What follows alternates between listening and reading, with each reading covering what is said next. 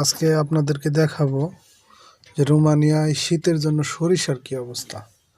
এই দেখেন সরিষা, এটা মনে হচ্ছে যে মারা গেছে অলরেডি। হ্যাঁ, একেবারে শীতে কুকড়ায় গেছে, কুকড়ানো না, মারা যাওয়ার একটা অবস্থা। কিন্তু এটা আস্তে আস্তে আস্তে আস্তে যখন সামার সিজন মানে গরম পড়বে, তখন আবার এইখান থেকেই এই গাছগুলাই অনেক সুন্দর হবে। এ দেখেন একটা ডাল, এটা অনেক বড় ছিল, মানে মোটা ছিল, এই জন্য আমি ডালটা দেখালাম।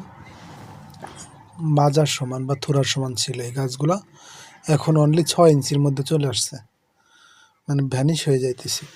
বরফ পরে তো, আর প্রচণ্ড শীত। বাংলাদেশে যে লাউয়ের গাছ আছে না, লাউয়ের গাছ আমাদের এখানে লাগাইছিলাম, ওটা শীতের শুরুতেই মারা গেছে, মানে তাজা গাছ মারা মারা গেছে।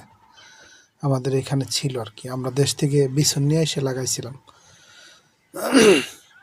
এখন ওই দেখেন অনেক দূরে ওই জমিতে ছিল আর কি, এখানে ফাঁকা জায়গা, তবে অনেক সুন্দর আছে, অনেক জমি। এই দেশে তো জনসংখ্যা খুবই কম, জমির পরিমাণ অনেক বেশি, বাংলাদেশের তুলনায় অনেক বেশি, দ্বিগুণের মতো। বাংলাদেশের থেকে এই দেশটা প্রায় দ্বিগুণ, অল্প একটু কম।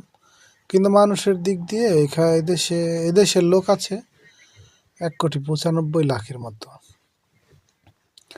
তার মানে কত কম।